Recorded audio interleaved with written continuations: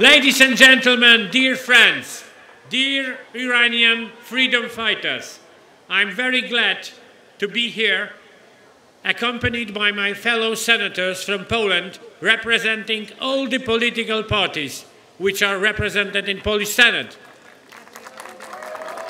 It's an honor to participate in such a virtual, huge gathering.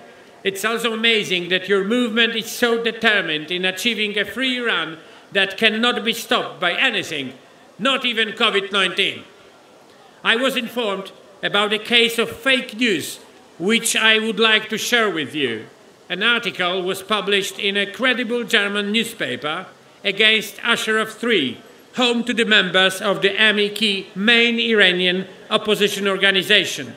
All dictatorial regimes need fake news, and the mullahs of Iran are desperately in need of that, because their alternative is a serious one, attracting Iranian youth in significant numbers.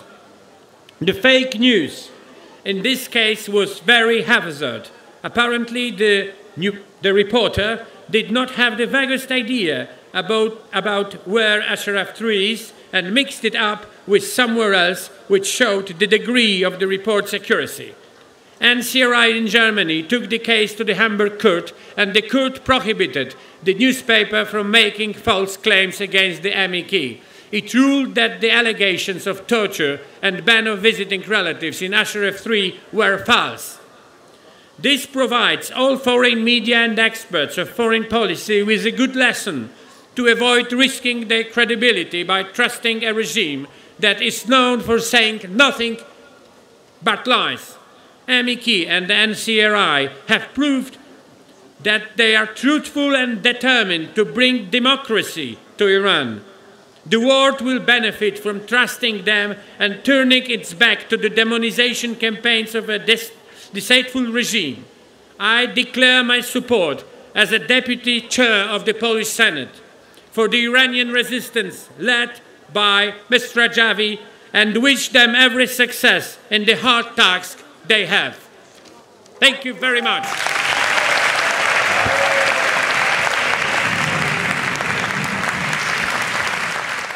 Ladies and gentlemen, dear friends, supporters of freedom and democracy in Iran, let me begin by paying tribute to 1,500 martyrs of the November 2019 uprising in Iran, who made the ultimate sacrifice of life to be free of oppression.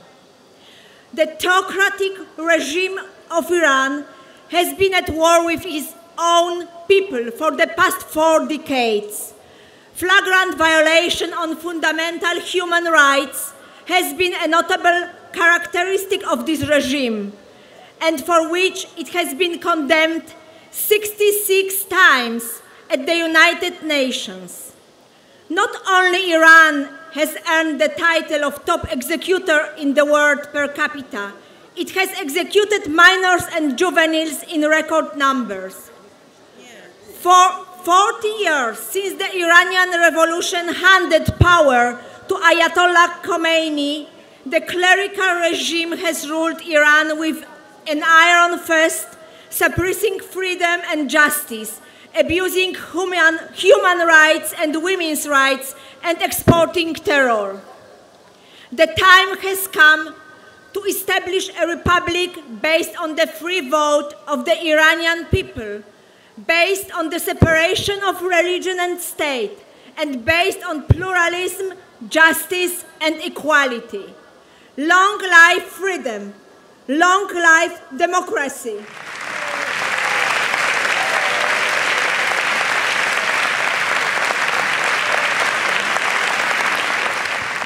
Ladies and gentlemen, dear friends, supporters of freedom and democracy in Iran. For 41 years, since the Iranian Revolution handed power to Ayatollah Khomeini, the clerical regime has ruled Iran with an iron fist, suppressing freedom and justice, abusing human rights and women's rights, and exporting terror. The Iranian people have suffered gravely at the hands of the clerical regime. For the past 41 years, the regime has executed over 100 20,000 people, including political and human rights activists. They include the massacre of 30,000 political prisoners in the summer of 1988. In addition to domestic suppression for decades, the Iranian regime has adopted a policy of intervention of the region, of export of terrorism, and purging the nuclear weapons program. Let me pay tribute to 1,500 martyrs of the November 2019 uprising in Iran, who made the ultimate sacrifice of life to be free of oppression. The United Nations must immediately dispatch fact-finding mission to Iran to investigate the situation of those killed, wounded, and imprisoned. The world must support the legitimacy of Iran's resistance. It must recognize the struggle of the people of Iran to overthrow the regime. This is the same right stipulated in the Universal Declaration of Human Rights, in the French Revolution, and the America's Declaration of Independence. The people of Iran, as stated in the Universal Declaration of Human Rights, have risen and have taken the resource as the last resource to rebellion against tyranny and oppression. This right must be recognized. Long life freedom, long life democracy.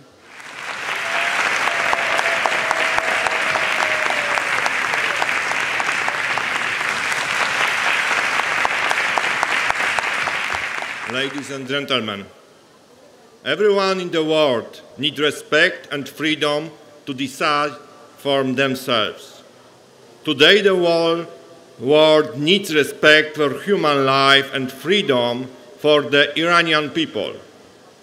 As a Pole, I know very well what respect for life and freedom mean. I understand all those who want changes.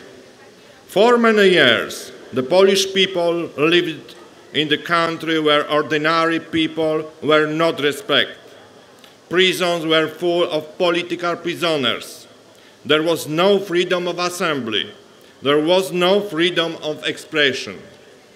Today, I admire the efforts of Mayam Rajavi, who tries to bring justice to Iran and prosperity to its citizens.